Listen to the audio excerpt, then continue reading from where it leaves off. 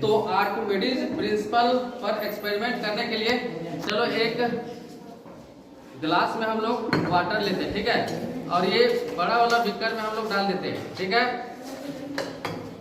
देखो डाल दिए। जब हम ये ऑब्जेक्ट को वाटर में डालेंगे, ठीक है, तो इसमें कुछ एपरेंट लॉस होगा, ठीक है। मीन्स अभी जो वेट हमको रीडिंग दिखा रहा है, देखो 100 से अधिक है, ठीक है, 100 ग्राम से थोड़ा सा अधिक है ना। तो जैसे हम इसमें वाटर में ऐड करेंगे इस ऑब्जेक्ट को, तो ये थोड़ा सा लॉस होगा ना, वेट लॉस होगा ना, ये अपरेंट लॉस होगा ना। इसी को बायन्स फोर्स बोलते हैं। जो अपोजिट डायरेक्शन में जो फोर्स लगता है वाटर के द्वारा, उसको क्या बोलते हैं, बायन्स फोर्स बोलेंगे, ठीक है। और सुनो, ये जो वेट का लॉस होगा, क्या वेट का लॉस होगा, जो वाटर में जो जैसे ही ऑब्जेक्ट को हम लोग यहाँ डालेंगे तो वाटर तो डिस्प्लेस होगा ना। तो ये वाटर की दूसरा जड़ में चला जाएगा। जो वाटर डिस्प्लेस होगा ये ऑब्जेक्ट के इक्वल होगा, ठीक है। ये आर्किमिडीज प्रिंसिपल बताता है, ठीक है। क्या बताता है कि जो ऑब्जेक्ट के द्वारा वाटर को डिस्प्लेस किया जाएगा, वो ऑब्जेक्ट का वेट और डिस्प्लेस वाटर का वेट क्या होगा, इक्वल होगा, सेम होगा। तो हम लोग यहाँ डालते हैं, ठीक है। अब यहाँ पे हम लोग रीडिंग देखेंगे। ये हो गया रीडिंग। अभी देखो कहाँ चला गया, 60 ग्राम। कितना ग्राम है,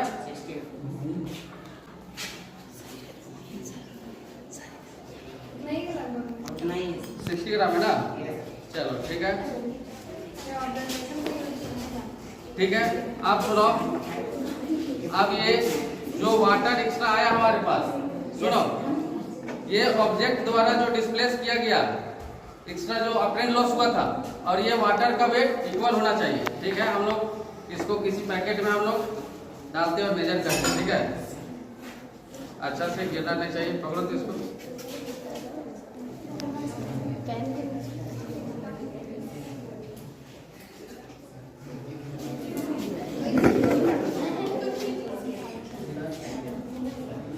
तो देखो यहाँ पे अप्रोक्स देखो 40 ग्राम हो रहा है ना। यहाँ पे देखो रीडिंग में यहाँ दिख रहा है ना, रीडिंग में दिख रहा है, देखो तो 40 ग्राम का लॉस हो रहा है ना यहाँ पे।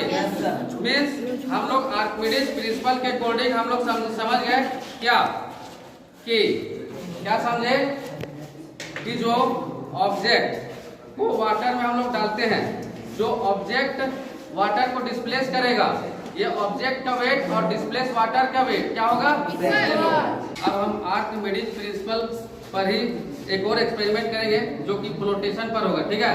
तो हमारे पास क्या है, ये 3 ग्लास है, ठीक है, जिसमें से वाटर का वॉल्यूम लगभग सेम है, ठीक है। थोड़ा सा इसमें और वाटर हम लोग ऐड करते हैं, छोड़ दो इसमें, ठीक है। अब देखो ये हमारे पास क्या है, 3 ऑब्जेक्ट है, ये पोटैटो और ये लीमन है, ठीक है। हम तीनों में क्या करते हैं, ऐड किए, ठीक है, ये ऐड कर दिए हम लोग। तो देखो इधर ये क्या हुआ कि इसमें लीमन देखो थोड़ा सा फ्लोट कर रहा है, ठीक ना। अब हम क्या करते हैं, तीनों ग्लास में हम लोग डेंसिटी को क्या करते हैं, इंक्रीज कर देते हैं। तो इसके लिए हम लोग साल्ट वाटर को ऐड करें, ठीक है, साल्ट वाटर हम लोग ऐड किए। तो देखो ये तो फ्लोट कर रहा ही कर रहा। अब देखो हम लोग इसमें हम लोग ऐड करते हैं साल्ट को, और ऊपर आ गया, और ऊपर आ गया ना ये। थोड़ा सा वाटर हम लोग डालते हैं, ठीक है। अब देखो इधर, अब ये यहाँ पे हमको क्लियरली दिख रहा है,